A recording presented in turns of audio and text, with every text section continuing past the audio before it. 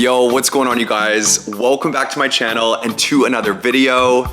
In today's video, we are talking about more serving and bartending financial tips. And today's topic is it possible to save $1 million serving and bartending? Yes, it is. It is absolutely possible, and I'm gonna give you some really good tips on how to get there. The topics we are gonna be covering today are what kind of restaurants you are going to need to work in, how to properly save your money working in this industry, and how long will it realistically take you to save $1 million.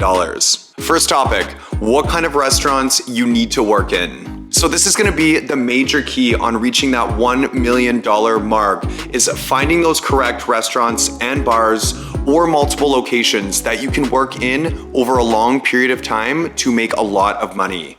First of all, wherever you are working, you need to have a consistent, good schedule. No working 5 days a week one week and then 2 days a week the next week. It has to be consistent, at least 4 days a week, depending on how much you make. Second to look out for is finding that restaurant that has a good volume of people coming through the front door. It's consistently busy.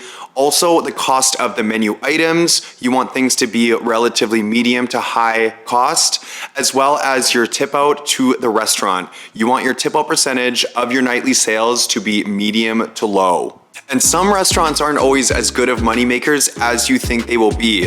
There are some extremely fancy restaurants out there that have extremely expensive menu items, but they're also not very busy restaurants because they are more slow dining, very, very expensive. So it's more of like an occasional thing for most people. You won't see very many regulars that are in there 3, 4, 5 nights a week. And these restaurants also tend to have a really, really high tip out rate. I worked at a restaurant here in Vancouver and I thought I was gonna make a fortune. It was one of the nicest French restaurants out here and the tip out turned out to be 10%. So I was giving away 50% or more of my nightly tips to the restaurant, and it turned out to be a major bust, so I quit. And tip out, by the way, for those of you that do not know, tip out is a percentage of your nightly sales from that shift that you have to give to the restaurant, and that's gonna go to the kitchen, the hosts or hostesses, any of the bussers, all of the support staff that will get tipped out from your sales. In North America, the average tip out to a restaurant nowadays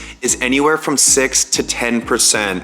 And the average tip that someone will leave on top of their bill is about 17%. So the higher percentage you have to tip out to the restaurant, the more percentage that it is gonna cut into your profit.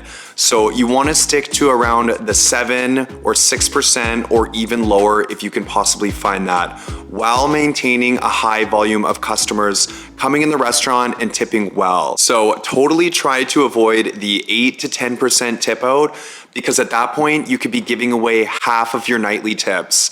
And don't get me wrong, everyone else in the restaurant does deserve that money, but for you that is running around getting everything for that table, you have to deal with some people that are irate and angry. Not always, but for the people that are the face of the table, we should be taking about 60 to 70% of that tip. So realistically, after all is said and done and you've tipped out the restaurant, your take home with your hourly wage plus your tips should be $250 or more. If you are making $200 or less per shift, you have to see what else is in your local area, serving and bartending wise, because there are better jobs everywhere. And if you want to reach $1 million, you need to be making at least $250 a day to reach that goal in a realistic amount of time. And so once again, the ideal restaurants and bars we want to look out for to work in are high volume of people. Average bill per table is pretty high, so no breakfast restaurants, you have to avoid those. And number 3 is a medium to low tip out that you are giving from your nightly sales to the restaurant. Next topic is how to properly save your money working in this industry. So you've heard it everywhere, budget, budget, budget.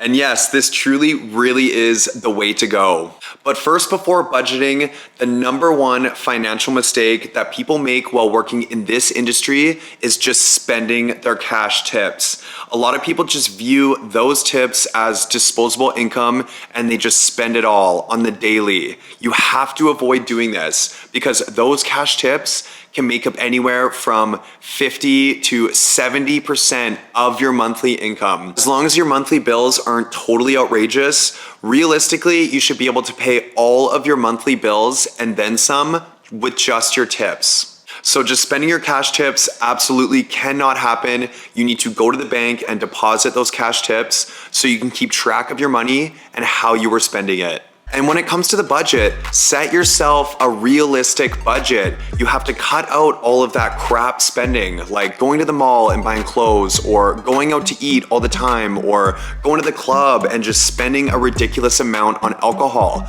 All of these things you can still do, but you have to cut it back, because at that point, you're just making other people rich and keeping yourself poor. So you have to cut out the nonsense spending and save more money. And having no money while working in this industry is absolutely crazy. As long as you don't have like a ton of kids or some expenses that you can't control, there is no reason why you shouldn't be able to save thousands of dollars every single month. Here in North America and in other parts of the world, the average server or bartender can make about $3,800 a month after taxes. And that number can go way up depending on where you work. So from the average salary of a server bartender making $3,800 a month, which is about $45,000 a year, how long will it take you to save $1 million?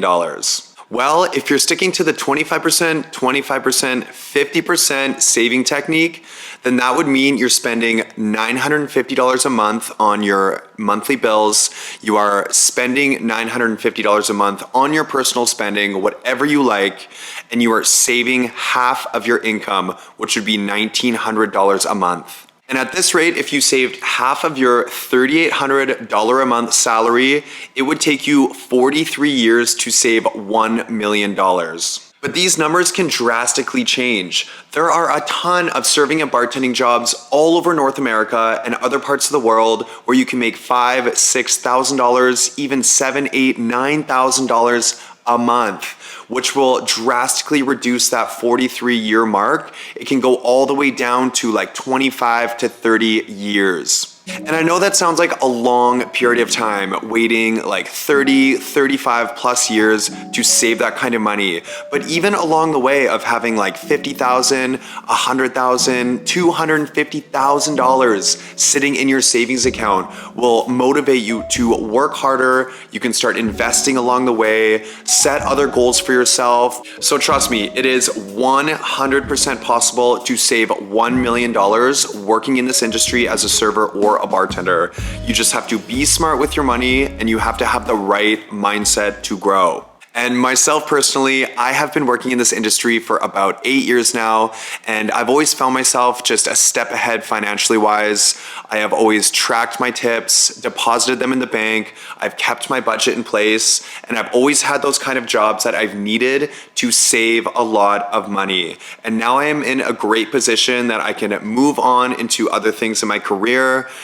Continuing serving and bartending isn't going to be my forever dream, but I will always be thankful that it has helped me move on into other businesses and it save money, work hard, and this industry is so much fun. So I don't blame people for wanting to just continue in this industry for a long period of time because it's a lot of fun, you get to be really social, and you make a lot of money. So for those of you that love it just as much as I do, make sure you stick with it and it will pay out very well. All right, you guys, I want to thank you so much for coming on back and watching another episode. I love doing these financial videos to help people out and reach their money goals. We just have to make sure we're setting budgets. We're not spending like idiots. We're saving our tips. Go put those in the bank because that is a huge key on saving money. So once again, thank you guys so much for coming back. Don't forget to like this video, subscribe to my channel, check out some more videos. All right, guys, love you so much. Peace.